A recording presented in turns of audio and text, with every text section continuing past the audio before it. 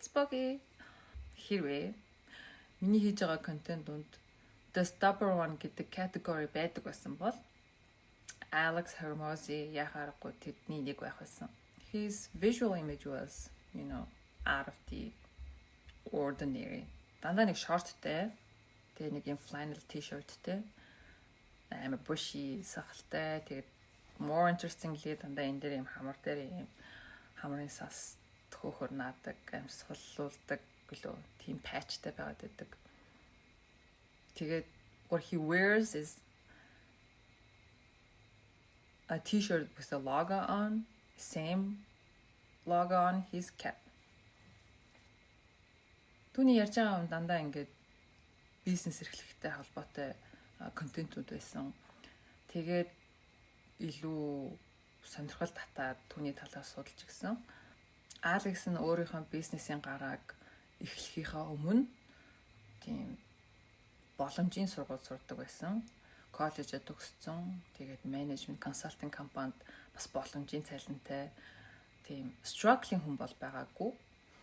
Тэгээд ерөөсөө I can do it all by myself гэдэг юм эгогоор эхэлсэн. Тэгээ ажиллаа хаяад аав түүнийг битгий ингээд ажиллаа хаяа гэдэг айгүйх ятгадаг байсан. Тэгээ түүний ярьжсэнаар болохоор зөндөө олон ятгалганд нь ороод болжсэн учраас гэрээсээ айгүй хол очиж жагаад яг нөгөө бизнес эрхлэх гээд явж байхдаа замынхаа талд гарчаад замынхаа талд орчоод аваар газаалгаад би ингээ ажилласаа гарцаа. Тэгээд нөгөө нэг яриадсэн юм хийхээр явж гинэ гэд ууцж хэлжсэн гэд өөрөө ярьжсэн. So тэгэхээр Алекс бизнес эхлэхдээ бүр ингээд амар тартагтаа тулчаад амар ингээд аргагүй ирэхэнд бас бизнес рүү энэ бизнесээ хийж эхлэегүй өөрийнхөө энэ одоогийнхаа амжилтын эхлэлийг тавиагүй. Хамгийн сонирхолтой нь ерөөсөө нэг юм миний нөгөө stubborn гэж хэлээд байгаа шалтгаан I can do it all by myself гэдэг тийм юмнаас л эхэлсэн. Эхлэхдээ ямар ч experience-гүй мөртлөө gym ажиллаж эхэлсэн баг. Тэгээд 3 жил маш их хөдөлмөрсөн, тууштай хөдөлмөрсний үр дүнд 6 салбар нээгээд тэрийг ингээд системжүүлээд тэр gym ажиллах одоо бизнесээ системтэй болгоод тэгээд тэрийг 42 сая доллараар зарж исэн.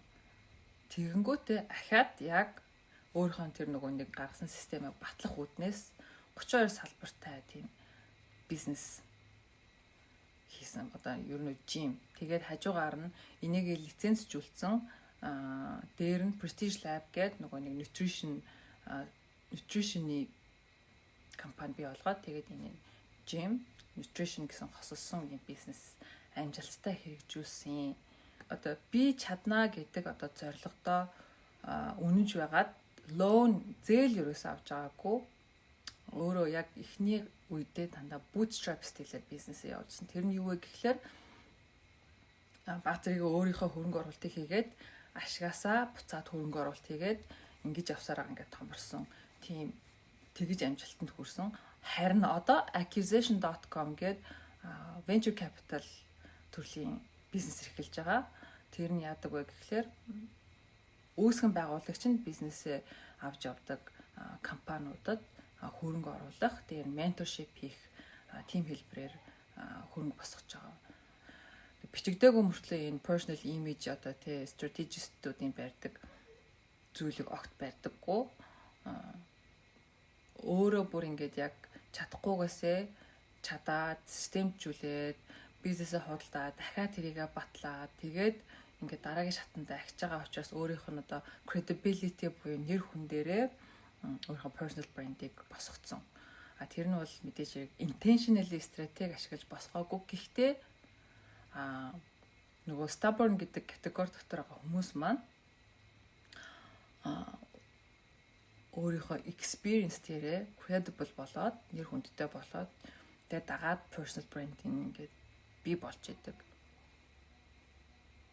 Яг тэрний жишээ нь бол Алекс ингээд formal meeting ерөөсөө ингээд formal хувцас өмсдөггүй. Нөгөө л нэг short өмсөөл, flannel t-shirt өмсөөл явж идэг. Тэгээд дээр нь өөрийнхөө acquisition.com ч юм уу те бизнесийнхаа логотой t-shirt малгай авсаа яваад байдаг. Та өөрөө өмсөж байгаа юмаа сурталж байгаа гэдэг үүднээс би өөрийнхөө бизнесийг те энэ ингээд walking billboard шиг ингээд орон зайгаа ашиглаад сурталчилнаа гэд. Тэгээд байнга логотой t-shirt малгайгаа ингээд ямар ч ивентэд өмсөж явдаг. Тэгээд тэргээрээ баг ингээд personal image нь тогтцсон.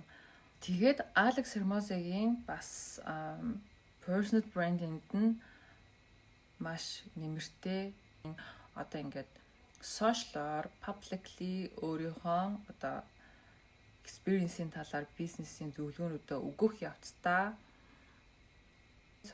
байнга social дээр харагдаж байдаг, подкаст хийдэг, дор хаяж 1 цагийн хугацаатай подкаст хийдэг. За ингэж олон контент хийснээрээ онлайн дээр маш олон цагийн түүний ингээд presence-үүд бий болчихж байгаа.